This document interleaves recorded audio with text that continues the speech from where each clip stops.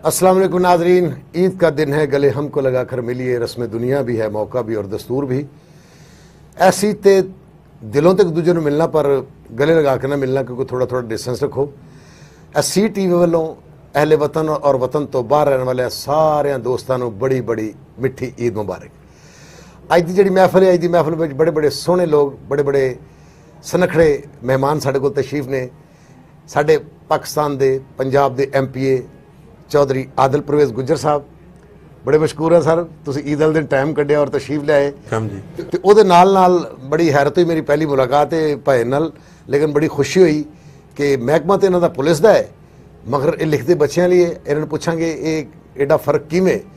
साढ़े को तशरीफ रख रहे हैं अहमद अदनान तारक साहब, तो अज मेरे नाल जिहड़े मेरे को होस्ट ने, जनाब तारफ करो अपना। मैं आपके साथ CTV न्यूज़ के प्लेटफॉर्म से मोहम्मद रिजवान आजिज़ हूँ। जनाब मेरे साथ हैं सरदार कमाल साहब, और हम इस प्रोग्राम को आपके साथ लिए चलते हैं आगे। सबसे पहले जो हमारे मेहमान हैं पार्लिमानी सेक्रेटरी बराए माहौलियात और मेंबर पंजाब फूड अथॉरिटी जनाब आदिल परवेज सुल्तान गुज्जर साहब। हम इंतहाई मशकूर हैं आपके कि आप हमारे प्रोग्राम में तशरीफ़ ले आए और हमें सादत बख्शी। और उनके साथ हमारे साथ मौजूद हैं बच्चों के हवाला से बच्चों के अदब के हवाला से एक मुनफरिद नाम, एक मुनफरिद मकाम के हामिल शख्सियत जनाब अहमद अदनान तारिक साहब। बाकी मैं गुजारिश करूँगा जनाब सरदार कमाल साहब से कि वो प्रोग्राम को लेकर आगे चलें। गुजारिश की करनी, सिर्फ गल्लां ही करनी, साढ़े भरा आए इन्होंने पूछने किस तरह। अच्छा चौधरी साहब, दौरे हुकूमत तुहाडा चल रहा है तो माशाअल्लाह तुसी हर घर तक 12-12 हज़ार रुपया भी पहुँचाया है, तो आया कि पहुँचे है कि नहीं पहुँचे? बिस्मिल्लाहिर्रहमानिर्रहीम। सबसे पहले तो मैं शुक्रिया अदा करूँगा CTV का और हमारे जो मेज़बान हैं उनका, सरदार कमाल साहब का, आजिज़ साहब का, कि आपने हमें इज़्ज़त बख्शी। मेरा ख्याल है कि तारीख़ में पहली दफ़ा होगा कि हमारी गवर्नमेंट में जो ऐलान किया था इंसाफ इमदाद प्रोग्राम के हवाले से जी, वो कभी भी किसी भी अदवार में इस तरह आम आदमी तक जो रकूम है वो नहीं पहुंची। सही। तो अल्हम्दुलिल्लाह चूँकि हम हल्के में हैं तो हमें फीडबैक मिल रहा है। जो गरीब से गरीब आदमी है, जो एक डाटा बनाया था गवर्नमेंट ने, सानिया नश्तर जो जिसको हेड इंचार्ज हैं, उन्होंने जिस तरीके के साथ सारे मामले को टैकल किया, मैं उनको भी खराजे तहसीन पेश करूँगा कि उन्होंने गरीब आवाम को उनकी दहलीज तक जो है किसी रुकावट के बगैर जो रकम है उन तक पहुँचाई है। चौधरी साहब, मुझे सबसे ज़्यादा खुशी जी हो रही है कि तुसी गुज्जर हो के तो इतनी अच्छी उर्दू बोल रहे हो, मैंने ठंड पाती गल बड़ी जरूरतवादी। अगर ये 12-12 हज़ार रुपये हर गरीब के घर में चले गए हैं तो ये फिर क्यों सड़कों पे दंदनाते फिर रहे, अपने घर में क्यों नहीं बैठ रहे? ये 12,000 एक महीने का था या हर महीने मिलेगा? अभी तक तो जो है वो, अभी तक तो जो गवर्नमेंट ने एक प्लान बनाया है उसके मुताबिक उनको एक दफ़ा मिलेगा। उसके बाद ये जो वबा है इसको देखेंगे, गवर्नमेंट अगली स्ट्रेटजी बनाएगी कि इसको आगे किस तरह लेकर चलना है। ठीक है। मैं समझता हूँ कि जो 12-12 हज़ार रुपया फी का एक बंदे को, ख़ानदान को जो मिल रहा है, वो उससे काफ़ी फ़र्क जो है, हमारी जो गुर्बत है उसमें काफ़ी फ़र्क पड़ेगा। मैं ये तो नहीं कहता कि वो जो हैं वो एकदम नीचे से ऊपर आ जाएंगे, लेकिन उनकी जो है वो अच्छी कफालत जो है वो हो जाएगी। चलो साहब, मैं ये समझता हूँ कि अल्लाह करे जो PTI वाले 12-12 हज़ार रुपये दे रहे हैं, अल्लाह उनमें इतनी बरकत डाल दे कि वो 12-12 लाख बन जाए, ताकि ये गरीब अपने घरों में सुख सुकून से ईद गुजार सके। बड़ी खुशी की बात है। और मैं दूसरे जी, हाँ जी, एक सवाल मेरा भी ये सियासत के हवाले से, क्योंकि सियासत एक कांटों की सेज है और इस पर चलना बहुत मुश्किल काम है। सरदार साहब मुझे एग्री करेंगे और तारिक साहब भी। आपने ये जब सियासत में आए, आपकी एंट्री कैसे हुई सियासत में, और आप इस बारे में क्या कहते हैं? सियासत का जो सफ़र है ये आसान है या मुश्किल है? आज साहब, बात ये है कि मेरा चूँकि फैमिली बैकग्राउंड जो है वो पॉलिटिकल ही है। मेरे वालिद साहब MPA रहे हैं, मेरे अंकल जो हैं वो 3 दफ़ा MPA रहे हैं, मेरे दादाजी जो थे वो मेंबर ज़िला कौंसल रहे हैं। तो मैंने स्टार्ट किया था ये मेंबर ज़िला कौंसल से ही। चेयरमैन यूनियन कौंसल में रहा हूँ। 2015 का जो बल्दियाती इलेक्शन हुआ था उसमें मैं अपोजिशन लीडर भी था तरीके इंसाफ की तरफ से डिस्ट्रिक्ट फैसलाबाद में। तो 2018 के इलेक्शन में चूँकि मैं PTI के साथ वाबस्ता था, तो खान साहब ने मेहरबानी की, मुझे टिकट दिया, मेरे ऊपर इतमाद किया, और उसके बाद मैं समझता हूँ कि मेरी माँ की दुआएं और मेरे हलके के जो मेरे दोस्त हैं, मेरे भाई जो हैं, जिन्होंने मेरी सपोर्ट की और मुझे इलेक्शन में उन्होंने जितवाया, तो मैं उनका भी शुक्रिया अदा करता हूँ। तो बात यह है कि मेरे ख़ानदान ने तो इस सियासत में बहुत कुछ जो है वो गवाया है, जिसमें मेरे वालिद साहब जो थे वो 91 में मर्डर हुए जब वो MPA थे। तो वो सिर्फ आवाम के लिए जदोजहद कर रहे थे। और अल्हम्दुलिल्लाह मैं बड़े फ़ख्र से कहता हूँ कि मेरा ख़ानदान जो है वो 85 से पॉलिटिक्स में है, और जो मेरे ख़ानदान की उस वक़्त प्रॉपर्टी थी अल्हम्दुलिल्लाह आज भी वही है। अच्छा, आपके हल्के के अवाम ज़ाहिर पूरे पाकिस्तान की तरह एज लाइक होल पाकिस्तान, हर हल्के के अवाम, हर इलाके के अवाम को कुछ मसाइल भी दरपेश होती हैं, और एज आ पॉलिटिकल लीडर, एज आ पब्लिक रिप्रेजेंटेटिव, एज आ MPA, आप क्या कहते हैं अपने इलाके की आवाम के मसाइल के बारे में? वहाँ पे भी मसाइल होंगे आवाम को, और आवाम की उम्मीदें आपके साथ वाबस्ता हैं, और चूंकि आप इस वक्त गवर्नमेंट में हैं तो उम्मीदें जो हैं वो पहाड़ के जैसी होंगी, बहुत ज़्यादा उम्मीदें जो उनकी आपके साथ वाबस्ता हैं। उन हवाले से, अपने इकदामात के हवाले से आज साहब वो उन्होंने कर तो दिया 12-12 हज़ार रुपये, तो मिल भी गया, फिर तो ही बोली उर्दू बोली जाती। सर वो तो है ना अपना कोरोना के हवाले से, बाकी जो मसाइल सर पब्लिकली जो मैं समझता हूँ, चूँकि मेरा जितना भी हल्का है रूरल एरिया है, तो वो लोग जो हैं देहात के और गांव के, सरदार साहब का भी तल्लक एक गांव से है, और मेरे लिए बड़ी खुशी की बात है, ये मेरी बरादरी से भी हैं, तो ये हमारी बरादरी का फख्र भी है। और अच्छा ਤੁਹਾਡੀ ਰਾਵਾਂ ਚ ਜੀ ਤੁਹਾਨੂੰ ਆਂਦੇ ਵੇਖਨੇ ਤੁਹਾਨੂੰ ਜਾਂਦੇ ਵੇਖਨੇ जी मेहरबानी। मैं समझता हूँ कि हमारे इलाके में सबसे बड़ा जो मसला है वो एक पानी का है, साफ पानी का। दूसरे नंबर दूसरा मोटरवे कट, मोटरवे, वो बिल्कुल वो जरूर वो सर मैंने वजीर आला साहब से उसका डायरेक्टिव करवाया है। उस कट का नाम गुजर कट होना चाहिए। उसका सर नाम है ज़ैल गुजरा इंटरचेंज। वाह वाह, ज़ैल गुजरा इंटरचेंज जो मैंने प्रपोज किया है, और वो उसको CM साहब ने भी सेकंड किया है, और वो फेडरल गवर्नमेंट को भेज दिया। आपके गांव का नाम भी यही है ना? वो हमारे जो 14 चकूक हैं इकट्ठे, तो उसको ज़ैल गुजरा के नाम से पुकारा जाता है। तो वो चूंकि हमारी ज़ैल गुजरा से गुजर रहा है, तो इसलिए उसका नाम ज़ैल गुजरा जो है वो रखा। मैं चूंकि आपके हल्के से ताल्लुक रखता हूँ PP 102 से, तो मेरा सवाल ये ज़रूरी है कि जो रोड्स की खस्ता हालत है। अच्छा, इसमें प्रॉब्लम ये है कि मेरा जितना भी हल्का है वो टोटल जो है वो समझ लें कि 3 तहसीलों का बॉर्डर है, तहसील समुंदरी, तहसील तांदलियां वाला और तहसील जड़ा वाला। जो टेल होती है ना किसी भी जगह की, आप नहर की टेल ले लें, आप किसी मुल्क का बॉर्डर ले लें, तो वहाँ पर जो रिसोर्सेज हैं वो बहुत कम जाते हैं, वहाँ पर लोग डेवलपमेंट बहुत कम करवाते हैं।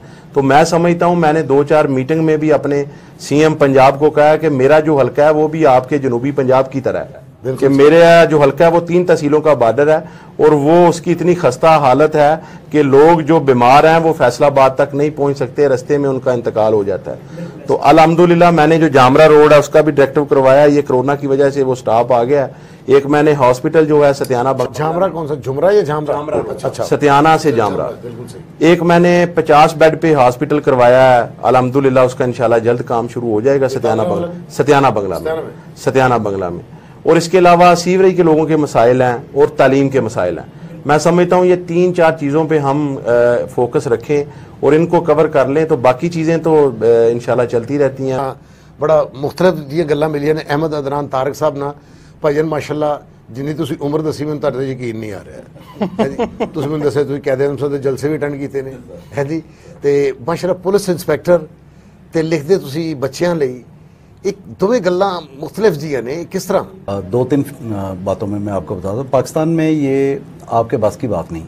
अगर आप मिडिल क्लास से बिलोंग करते हैं तो जब आपने पढ़ना है तो 21 साल 20 साल की उम्र में आपको फ़ौरन ये होता है कि मैंने अपने फादर की मदद करनी है। बिल्कुल, मतलब वो जॉइंट फैमिली सिस्टम की वजह से जिम्मेदारी है। अगर आप बड़े बेटे हैं तो आपको फ़ौरन कॉन्शियस हो जाते हैं, इवन यू हैव टैलेंट और नॉट, ठीक है ना जी, आपने ये करना ही करना है। तो आपकी राह में जो पहली जॉब आनी है वो आपका शौक़ हो ना हो, वो रोटी रोज़ी के लिए। बिल्कुल सही। बचपन में मैं लिखता था, ये मतलब पुलिस में आने से पहले आप लिखते? मैं 14-15 साल का। अच्छा माशाल्लाह। वो ऐसा दौर था, ऐसा गोल्डन इरा था हमारा, जहाँ सब बच्चे जो पढ़ने वाले थे वो लिखते भी थे। तो पढ़े भी आप इधर ही गाँव में? नहीं, मेरी वालदा हेडमिस्ट्रेस थी।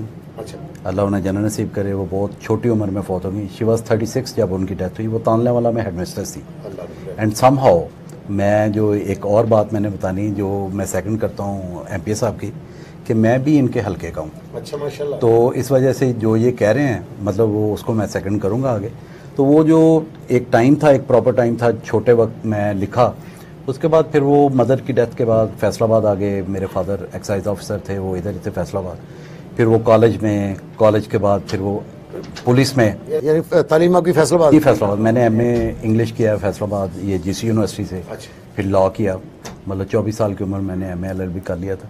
वकालत भी की हुई है? वकालत भी की है। तो वो अपने वकालत छोड़ के तो पुलिस में कैसे? नहीं, वो मैंने अपने पढ़ने के लिए, लॉ नोइंग होने के लिए किया। अच्छा। मुझे बड़ा फ़ख्र है, मैंने जो जॉब अटेन की उसी की वजह से मैं सब कुछ हूँ।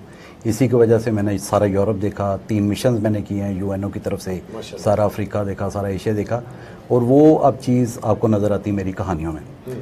36 साल के बाद मैंने दोबारा इसलिए लिखना शुरू किया कि मैं SHO साइयाँ वाला था जी। तो वहाँ एक इंसिडेंट हो गया, 6 बंदे पकड़ के छोड़े बेगुनाह करके, तो वो रास्ते में मर्डर हो गए। तो इतना हार्डकोर एक एक्सपीरियंस था कि मेरी टांग जो है वो पैरालाइज होगी मोरों के मसले की वजह से, और मैं बिल्कुल बेड पे आ गया।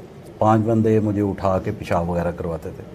उस वक्त फिर मैंने ये तहिया किया कि मेरा जो एक ज़्यादा अच्छी चीज़ थी वो लिखने पढ़ने वाली थी, और तो मैं कुछ कर नहीं सकता था। तो ज़्यादा तकलीफ़ में आपको या अपनी माँ याद आती है या अल्लाह मियाँ याद आती है। तो मेरी माँ के साथ अटैच था वो बचपन, जब मैं लिखा करता था। बिल्कुल सही। तो फिर मैंने जब पढ़ना दोबारा शुरू किया, क्योंकि चल तो मैं सकता नहीं था, गाड़ी निकालनी, बेटे को साथ लेना, एक ड्राइवर को ले लेना, इससे वो गाड़ी चलती थी। तो मुझे ये एक्सपीरियंस होता था कि मैं माजूर नहीं। तो मैंने किताबें कलेक्ट करनी शुरू की, पढ़ना शुरू किया। फिर मैंने आपके 500 हायर एजुकेशन जो स्कूल्स हैं उनकी लाइब्रेरीज़ अपने पैसों से मेंटेन करवाई। फिर जब मैंने पढ़ी सारा कुछ के बच्चों के अदब के लिए हो क्या रहा, तो वो इतना बुरा हशर था इनका, नसीहतों वाली कहानियाँ और इस तरह की। तो फिर मैंने लिखना शुरू किया। एंटरटेनमेंट भी बच्चों के लिए लिखते हैं आप? एंटरटेनमेंट, ऐसी कहानियाँ 5 से 10, जैसे नानी दादी गोद में लेके बैठ के, जिस तरह हमारे किस्सा गो होते थे किस्सा खानी बाजार में, मतलब मेरी सारी कहानियाँ बयानिया अंदाज में, उसमें फुल स्टॉप नहीं लगते। और उसका वो मॉरल लेसन जो है वो ऐसे जैसे मतलब अनकॉन्शियसली बच्चे को जाना चाहिए, वो नसीहत के अंदाज में नहीं जाना चाहिए, बच्चे को खुद अखज़ करना चाहिए। तो आज मेरी 2500 कहानियाँ शायद हो गई माशाल्लाह। अगर आपको ये कहा जाए कि आप बच्चों के इमरान खान हैं तो फिर बुरा तो नहीं लगेगा? ऐसा ही है, ऐसा ही है, ऐसा ही है। आप तो बच्चों के इमरान खान? नहीं, मैं इस वजह से ज़्यादा खुश नहीं हो रहा। जिस हस्ती से आप मुझे जोड़ रहे हैं उसके साथ ना आना मेरे लिए बड़ी डेफिनेटली। इमरान बच्चों का हीरो हो जाना, बच्चों मेरे भी वो हीरो हैं। मैं पाकिस्तान की तरफ से क्रिकेट खेला हूँ, ठीक है जी। गवर्नमेंट कॉलेज फैसलाबाद की तरफ से मैं 2 3-डे मैचेस खेला हूँ, ऑस्ट्रेलिया के खिलाफ, इंडिया के खिलाफ, यूनिवर्सिटीज़ की तरफ से। तो जो पाकिस्तान में उस टाइम पे क्रिकेट खेला है, आज नहीं पता कि इमरान खान क्या है। हमें पता है हमारे दौर का वो हीरो, और आज तक भी हीरो है। नहीं, वो हमेशा हीरो है, वो हमेशा हीरो है। मगर मेरा ख्याल कि जो काम आप कर रहे हैं, अल्लाह आपको ज़िंदगी दे और तौफीक दे और ज़्यादा से ज़्यादा लिखे कि बच्चों के लिए। मेरा ख्याल लिखने वाले जितने हमारे राइटर हजरात हैं, बच्चों पे किसी का कोई फोकस नहीं है, बच्चों के लिए कोई इतना लिखता नहीं है। आपकी माशाल्लाह मार्केट में मेरा ख्याल कम से कम कितनी 30 किताबें 30 किताबें आ गई। और 14-15 ये आपका कोरोना जो है वो लेके बैठ गया मेरी किताबें। मतलब 1 साल तक मतलब कोई 45-46 हो जाए। कोई बात नहीं, अगर कोरोना में लेके बैठ गया असी 4 साल लेके बैठ गए, जो कोरोना जाएगा तो इन्होंने जान देना। हमारे साथ एक और भी हस्ती मौजूद है और बड़े गुस्से से मेरी तरफ देख रहे हैं, और आपसे चाहेंगे कि उनका तारफ भी करवाएं, उनको लेके आगे चलें, उनका तारफ करवाएं और बताएं। जी हाँ, आज हमारे साथ हमारे पाकिस्तान के, पंजाब के बहुत अच्छे गुलकार अमीन इंसारी साहब। ये थानू लूमा लानी चाहिए, तुझे के वाजा ला लिया है। सरदार गल है कि हर बरादरी च काम फैल गया, हुण करिए रोकीए कितों कितों। नहीं जी, रुकदा ही नहीं गया। कितों कितों ना अपना तल्लक है अमीन राय साहब? फैसलाबाद।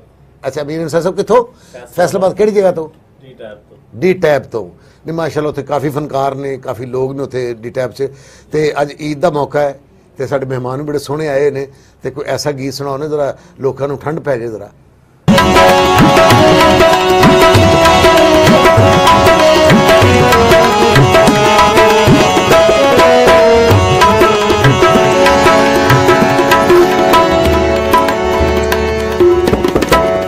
ईद सोने वे सानू तेरी उड़ीका, ईद सोने वे सानू तेरी उड़ीका। तेरा देश वसाया, केड़ा देश वसाया, तू भुल गई पीता। ईद सोने वे सानू तेरी उड़ीका, ईद सोने वे सानू तेरी उड़ीका।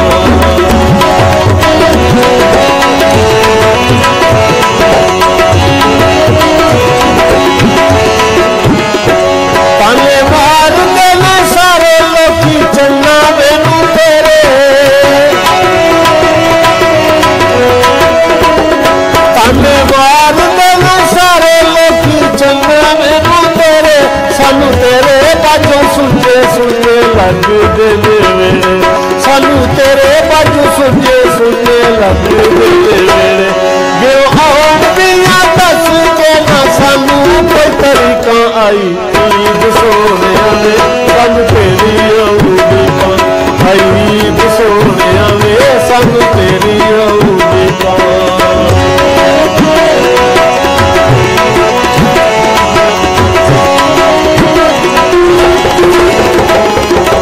सजदे अपने नू तेरे नामे लाया सी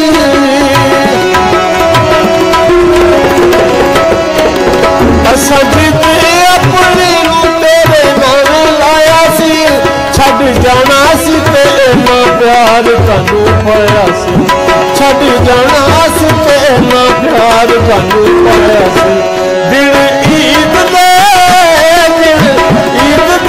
आउण दियां होइयां ना तसीकां आई ईद सोहणिया वे सानू तेरी आऊगी तेरा देश वसाया कानू भुल गए प्रीतां आई ईद सोहणिया वे सानू तेरी आऊगी आई ईद सोहणिया वे सानू तेरी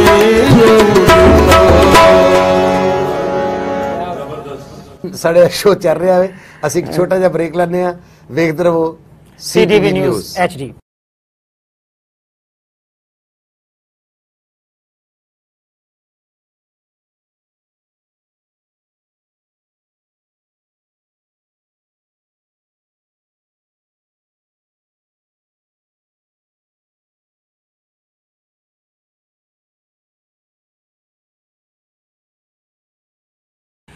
जी नाज़रीन, welcome back to the program. हम आपके सामने आज हाजिर हैं ईद ट्रांसमिशन के साथ और मेरे साथ मौजूद हैं जनाब अदनान तारिक साहब, इंस्पेक्टर पंजाब पुलिस, आदिल परवेज़ सुल्तान गुज्जर साहब, पार्लिमानी सेक्रेटरी बराए माहौलियात, और हमारे होस्ट हमारे साथ मौजूद हैं जनाब सरदार कमाल साहब। ज़रा नवाजी आज सब मैं तारक भाई ਨੂੰ ਪੁੱਛਣਾ ਚਾਹਾਂਗਾ। ਤਾਰਕ ਭਾਈ ਤੁਸੀਂ ਬੱਚਿਆਂ ਲਈ ਹੀ ਲਿਖਣਾ ਮੁਨਾਸਿਬ ਸਮਝਿਆ ਕਿ ਮੈਂ ਬੱਚਿਆਂ ਲਈ ਹੀ ਲਿਖਾਂ, ਹੈ ਕਿ ਤੁਸੀਂ ਹੋਰ ਨਹੀਂ ਸੋਚਿਆ ਜਿਵੇਂ ਇਮਰਾਨ ਸੀਰੀਜ਼ ਚੱਲਿਆ ਹੁਣ ਤੇ ਪ੍ਰਿੰਟ ਮੀਡੀਆ ਦਾ ਦੌਰ ਵੀ ਘਟ ਗਿਆ ਹੈ, ਠੀਕ ਹੈ ਨਾ ਜੀ, ਤੇ ਤੁਸੀਂ ਪ੍ਰਿੰਟ ਤੇ ਮੀਡੀਆ ਤੇ ਕੰਮ ਕਰ ਰਹੇ ਹੋ, ਹੈ ਕਦੀ ਤੁਹਾਡੇ ਜ਼ਿਹਨ 'ਚ ਰਿਹਾ ਕਿ ਮੈਂ ਕੋਈ ਫਿਲਮ ਦੀ ਸਟੋਰੀ ਲਿਖਾਂ ਜਾਂ ਮੈਂ ਕੁਝ ਹੋਰ ਕਿਤਾਬ ਲਿਖਾਂ ਜਾਂ ਨਾਵਲ ਲਿਖਾਂ, ਇਹ ਤੁਸੀਂ ਕਿਉਂ नहीं सोचा? सर मैं तो इस गल पंजाबी में भी या मैं उर्दू जी बिस्मिल्लाह, पंजाबी बोलो उर्दू बोलो तो अपना। हाँ जी, मैं तो इस बात पे कायल हूँ कि अच्छी पिक्चर जो है वो अब इंटरनेशनली जो है वो ज़्यादा सक्सेसफुली एडवेंचर पिक्चर्स हैं। हमारी बहुत बड़ी एग्जांपल है जेके रोलिंग्स, हैरी पॉटर की जो सीरीज़ है वो 7 पिक्चर्स जो उसने बनाई है वो 7वीं अमीर तरीन औरत बन गई। शी वाज अ वेट्रेस, ठीक है ना जी।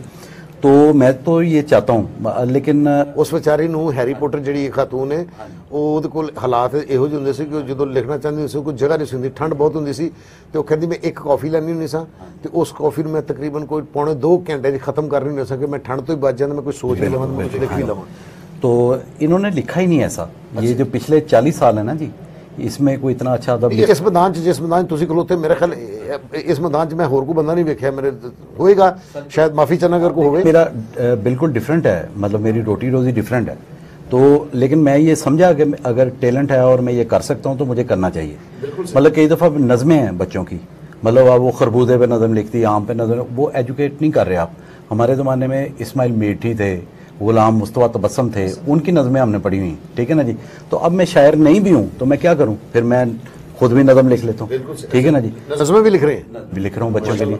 तो बच्चों को एजुकेट करना जो है, अब मैं घर में देखता हूँ पिक्चर्स, मैं सारी ज़िंदगी बहुत सी पिक्चर्स है, मुझे बड़ा शौक था पिक्चर। मेरे father excise and taxation officer थे, उनके मतहत सन में थे सारे, लेकिन नाउ अब भी मैं घर में जब पिक्चर्स देखता हूँ तो मैं अपने सारे बच्चों के साथ देखता हूँ, और वो बड़ी एडवांस पिक्चर्स हैं जो ये बच्चों के लिए मतलब जो है। अभी वो जैक द जायंट स्लेयर बड़ी ज़बरदस्त पिक्चर थी, पिछले हमने कई दफ़ा देखी सारी, तो अभी मेरे साथ रब्ता हुआ है कि पाकिस्तान में बच्चों के लिए कुछ ऐसी एंटरटेनमेंट होनी चाहिए। 3 नन्हे बहादुर आई ना जी, सक्सेसफुल भी हुई, ठीक है जी। अभी मुझसे गुलनुखेज अख्तर साहब ने रब्ता किया था जो डार्लिंग प्रोग्राम करते, तो वो उन्होंने मुझे एक मेरी कहानी थी बूढ़े बरगद का राज, तो उन्होंने मुझे कहा कि ये इतनी मल्टीपल डायमेंशनल पिक्चर स्टोरी है कि इस पे पिक्चर बना। उन्होंने फिर वो जो 3 नन्हे बहादुर की जो टीम है उनके साथ मेरी मुलाकात भी करवाई। वो तो अवैध शर्मीन ने जी अवैध शर्मीन, उनके रिप्रेजेंटेटिव मुझे मिले आके।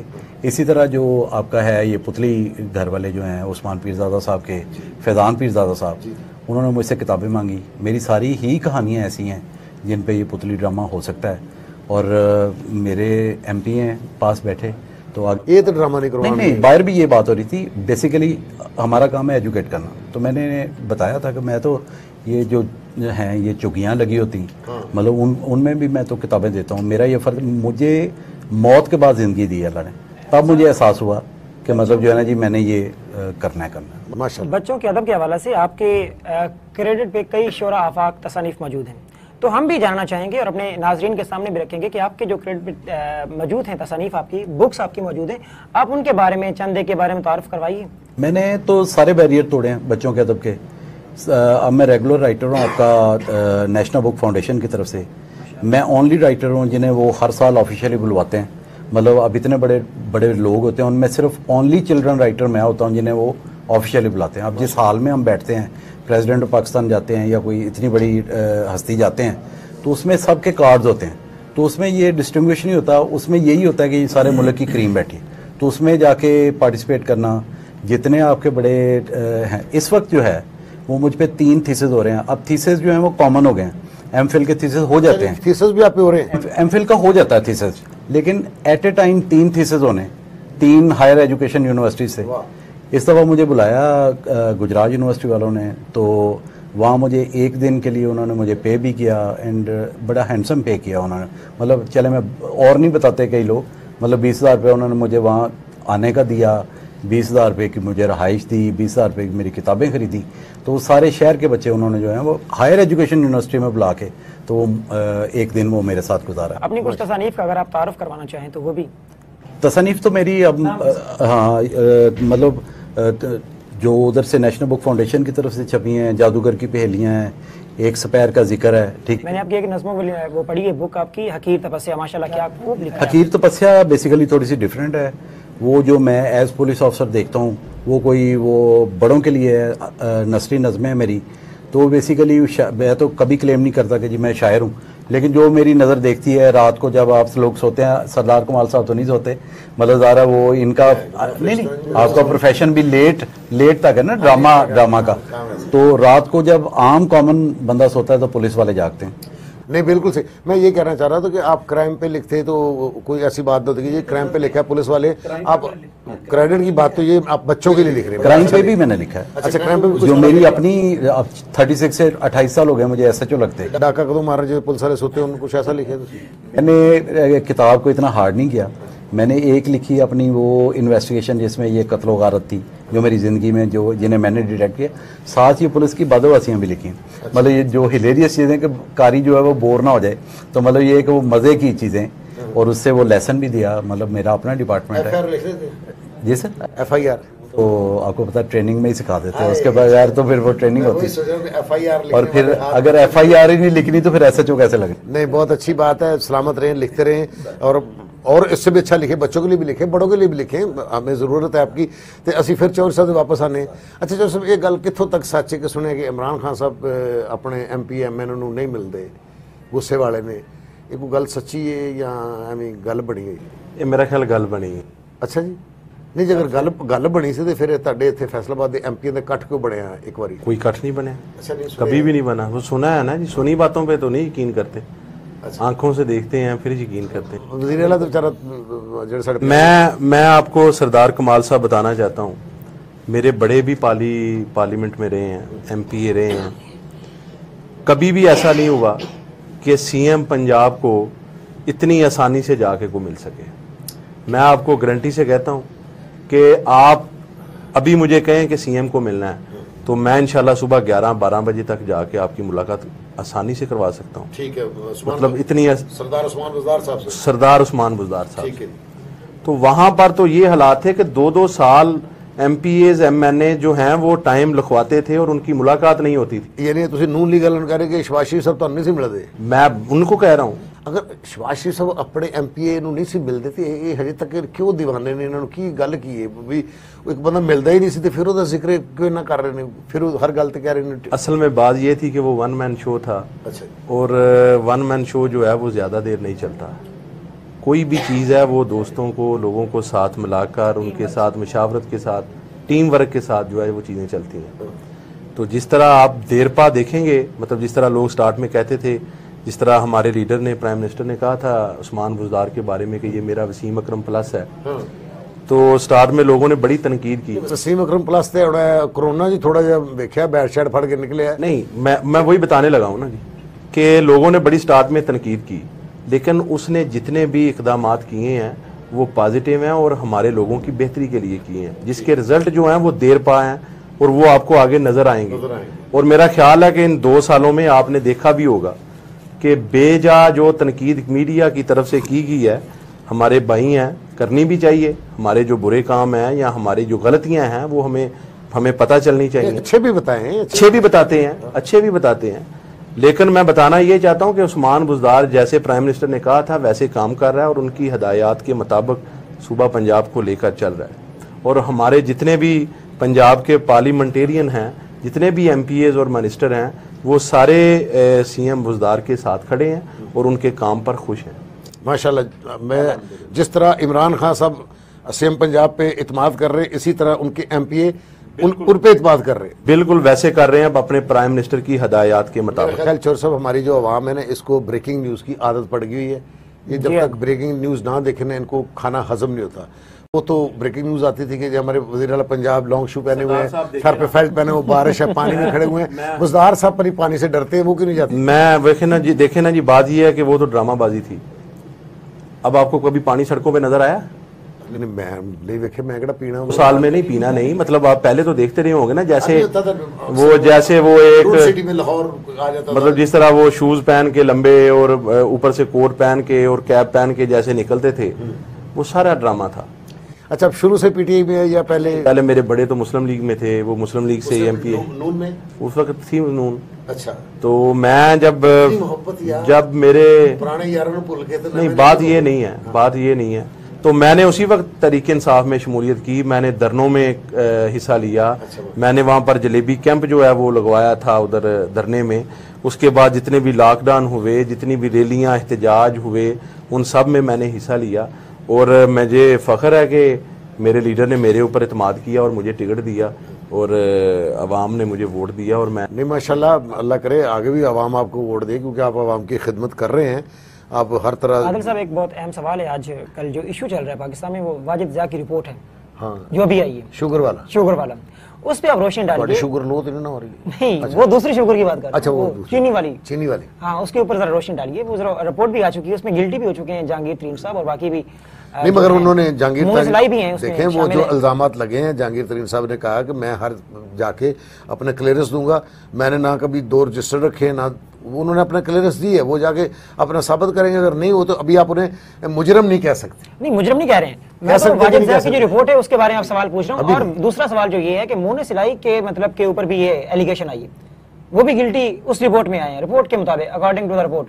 तो ऐसा हो सकता है कि कोई दरार पैदा हो हुकूमत के दरमियान, इत्तेहादियों के दरमियान, या ये जो चीनी कमीशन की रिपोर्ट आई है, इस हवाले से आप क्या कहते हैं? जो ओमनी ग्रुप बिल्कुल ओमनी ग्रुप क्यों नहीं लिखा यहाँ? ओमनी ग्रुप के बारे में बताइए, उसके बताए ना। आज साहब, पाकिस्तान की 70 साल तारीख में किसी गवर्नमेंट ने आज तक जितने भी कमीशन बने हैं, कभी किसी की रिपोर्ट जो है वो मंजर आम पर आई नहीं आई। सिर्फ पाकिस्तान तहरीक इंसाफ की गवर्नमेंट में पहली दफा कमीशन बनाया और उसकी रिपोर्ट जो है वो मंजर आम पर लेकर आए। अगली बात है लोगों की। ये मैं आपको यकीन के साथ कहता हूँ कि जो लोग इसमें, जिनको जो बेनिफिशली हैं, जिनका इसमें किरदार है, उसमें XYZ जो भी हो, मैं आपको बड़े दावे से कह रहा हूँ कि प्राइम मिनिस्टर इमरान खान कभी नहीं छोड़ेगा। अच्छा, एक बात है, उसमें जितना मर्जी बड़ा नाम हो, उसमें जितने मर्जी लेवल का नाम हो, जो इत्तेहादी हो, जो ओमनी ग्रुप हो, बिल्कुल मैं आपको बड़े यकीन के साथ कह रहा हूं कि इमरान खान कभी नहीं छोड़ेगा। बिल्कुल, आप इसके ऊपर ये एक लहदा बात है, ये मैं जरूर कहना चाहूंगा, ये एक लहदा बात है कि जो लोग इसमें बेनिफिशली हैं वो किस हद तक हैं, और अगर वो अपने आप को सबूत और प्रूफ के साथ क्लियर करते हैं तो ये तो फिर ये उनका अपना किरदार के बाद भी एलिगेशन होती तो ये ज्यादती है। लेकिन एक बात ये है कि अगर उनके खिलाफ खुदा ना करे, क्योंकि अगर करे तो ये पाकिस्तान का नुकसान है, खुदा ना करे कि ये इल्जाम साबित हो जाते हैं कमाल साहब जी, तो जो इमरान खान साहब हैं वो इस पोजीशन में हैं कि उनके खिलाफ सख्त एक्शन ले पाए। बिल्कुल लेंगे। अगर सख्त एक्शन ना लेना होता तो रिपोर्ट कभी भी मंजर आम पर ना आती। और यहाँ पर भी सुनने में आ रहा है, अफवाह होगी शायद, कि जहांगीर तरीन साहब हैं, उन्होंने ये कहा है कि मैं आइंदा से अपना जहाज नहीं दूंगा, आइंदा से जहाज नहीं दूंगा, हुकूमत बनाने में मेरा बहुत बड़ा किरदार है, मैं एक सतून की हैसियत रखता हूँ, मैं सरकूंगा तो पूरी छत नीचे आएगी। इस बात यह है कि जी जहांगीर तरीन साहब हमारी जमात का हिस्सा हैं, हमारी जमात का हिस्सा थे, हैं और इंशाल्लाह रहेंगे। और उनकी पाकिस्तान तहरीक इंसाफ में जितनी उनकी जदोजहद है, जितनी उनकी कंट्रीब्यूशन है, उनको हम कभी भी फरामोश नहीं कर सकते, कभी भी भुला नहीं सकते। बिल्कुल, आपकी हुकूमत बनाने में सबसे बड़ा किरदार ही उनका है, नाअहल होते हुए भी। बाकी जो आप बात कर रहे हैं कि वो कह रहे हैं कि मैं जिस तरह की ये जो आपने बातें की हैं, मैं मुनासिब मैं तो नहीं समझूंगा कि अपनी पार्टी के बारे में मैं अपने ज़ुबान से ऐसे अल्फाज इस्तेमाल करूं, तो ये बिल्कुल ऐसी बात नहीं है। कोई भी पार्टी है, जब उसकी इलेक्शन कैंपेन चलती है तो वो पार्टी फंड से वो जहाज जो है वो हायर किए जाते हैं और उनको पार्टी फंड से जो है वो पैसे जो पे किए जाते हैं, जिसकी वजाहत जो है वो आज से 1-1.5 माह पहले अलीम खान साहब ने भी बताई थी। तो ऐसी कोई बात नहीं है, वो जहाज जो थे वो पार्टी फंड से उनको पैसे दिए जाते थे, वो जो हायर किया जाता था। बाकी जहांगीर तरीन साहब की जो खिदमात हैं, जो पार्टी के लिए मेहनत है और कोशिश है, उसको तो कभी भी हम इग्नोर नहीं कर सकते। बाकी जो गलत काम करेगा उसका ना पार्टी साथ देगी ना इमरान खान साथ देगा। यार सिर्फ इतनी करना चाहूँगा चौधरी साहब, जो नई जनरेशन है, जो आने वाली नस्लें हैं, उसकी नज़र पीटीआई पे है। सबको आजमा चुके, सबको देख चुके, एक आपवाद पार्टी रह गए। आपको अब देख रही नई नस्ल। अगर आप नई नस्ल के लिए कुछ कर देंगे तो हो सकता है कि इमरान खान साहब हमेशा प्राइम मिनिस्टर पाकिस्तान रहे और आप एमपी नहीं, शायद एमएनए हो या मिनिस्टर हो, क्योंकि आपने जब इंसाफ करना है नई जनरेशन के साथ, यहाँ आपको नजर आ रहा है, बल्कि अपनी पार्टी के नाम के साथ आप इंसाफ करना है तो समझो अपने पूरे पाकिस्तान के साथ इंसाफ करना है। लो मेरी गल सुनो, उन्होंने जाके अपने हल्के च ईद भी तकसीम करनी थे, इन्होंने इत्थे इन्हां दी दे जाना कि उन्होंने पिंड नहीं जाना ते उन्होंने भी जाना। जी नाज़रीन, हमारे शो का वक्त जो है वो बिल्कुल इख्तिताम के करीब पहुंच चुका है। तो उस तो पहले असि सुनाएंगे अमीन इंसारी साहब को ईद दा कोई गीत सुना बिल्कुल सुनेंगे, और उनसे पहले ईद विशेस जो हैं वो बिल्कुल हम मेहमानों से लेना चाहेंगे। जनाब अदनान तारिक साहब, आप ईद के ऊपर जो इस मुकद्दस मुबारक मौके पे अवाम पाकिस्तान की, मुस्लिमीन आलम, पूरी दुनिया के जो मुस्लिमीन हैं, उनके लिए जो आप पैगाम देना चाहेंगे ईद उल फितर के मौके पर? खुश रहें, अपनी फैमिलीज के साथ रहें। ये आपको मौका मिला है कोरोना के एक ये इसकी वजह से कि अपनी फैमिली के साथ टाइम गुजारें और अल्लाह से मदद मांगें। ज़ाहिर बीइंग मुस्लिम हमारा जो अकीदा है वो यही है कि खुदा की तरफ से होता है सारा कुछ। तो डेफिनेटली ये बुरे दिन आए हैं तो अच्छे भी आएंगे, लेकिन उस टाइम को पॉजिटिव लें। मैंने आपको अपनी बीमारी का जिक्र किया था, मैंने उसे पॉजिटिव लिया और ये रास्ता तब्दील हुआ। सरदार साहब को मैंने बताया। तो जब भी ईद मुबारक जी, उन्होंने कह रहे कि देखो कोरोना ने मौका दिता, कई बीवियों की शिकायत होती है कि खामद घर च नहीं रहंदे ते हुण उन्हां दी शिकायत घरों नहीं जांदे। सरदार साहब, सबसे पहले तो सब मुसलमान भाइयों को, सब पाकिस्तानियों को ईद मुबारक। और उसके बाद मैं कहना चाहूँगा कि ये जो ईद है ये हमारी जो पिछली ईदें थी उससे ज़रा मुख्तलिफ है। तो हमें इस दफ़ा अपने आसपास जो लोग रहते हैं, अपने हमसाए जो हैं, अपने जो करीबी हैं, अपने जो हल्का अहबाब में लोग हैं, हमें उनका भी ख्याल रखना चाहिए। उनको भी अपनी इस ईद की खुशियों में हमें शामिल करना चाहिए। तो इस उम्मीद के साथ कि अल्लाह पाक हमारे मुल्क पर अपना रहमत और फजल करेगा और हमारा जो पूरी दुनिया में इस वक्त ये जो वबा है, अल्लाह पाक हम सब की दुआओं से इंशाअल्लाह ताला हमें इससे निजात देगा। आमीन आमीन। सरदार कमाल साहब, आपसे भी बेस्ट विशेस लेना चाहेंगे हम भी और हमारे नाज़रीन भी। मैं तो यही कहूँगा, बस अपना ख्याल रखें, अपने आसपास रहने वाले लोगों का ख्याल रखें, फासला रखें। जो हुकूमत एहतियाती तदाबीर बता रही है उस पर खुदा के लिए अमल करें। ईद मनाएं, खुशी मनाएं, घर में मनाएं, थोड़ा थोड़ा फासला रख के मना लें, कोई हर्ज नहीं। हम बहुत मशकूर हैं जी आदिल परवेज़ गुज्जर साहब के और अहमद अदनान तारिक साहब के और आजिज़ भाई के, और अपने सिंगर के नहीं इसलिए क्योंकि ये हमारे भी साथ हैं। हमें ईद का कोई बहुत अच्छा सा गीत सुनाएंगे ताकि एहो जा गीत सुनाओ ये अपने पिंडा तक झूमते हुए जान। तमाम नाजरीन, आप लोग गीत सुनिए और हम मोहम्मद रिजवान आजिज और सरदार कमाल साहब को दीजिए इजाजत। अगले शो तक के लिए अल्लाह हाफिज। अल्लाह हाफिज।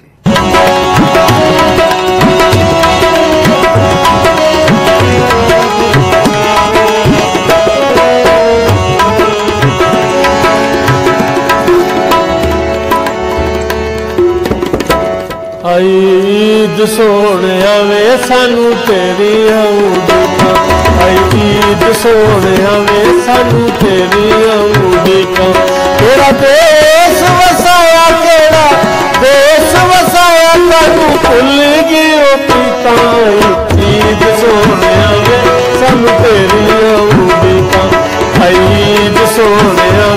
सानू तेरी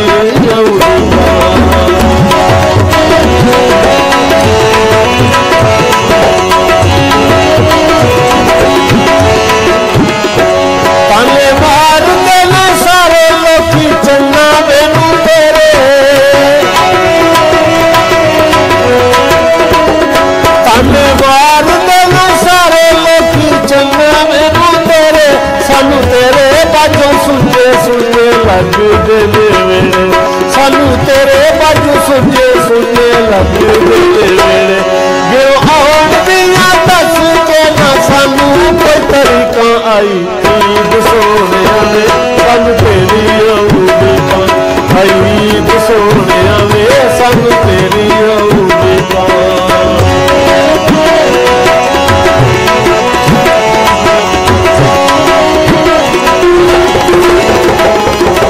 असा जिदे अपने नू तेरे नाले लाया सी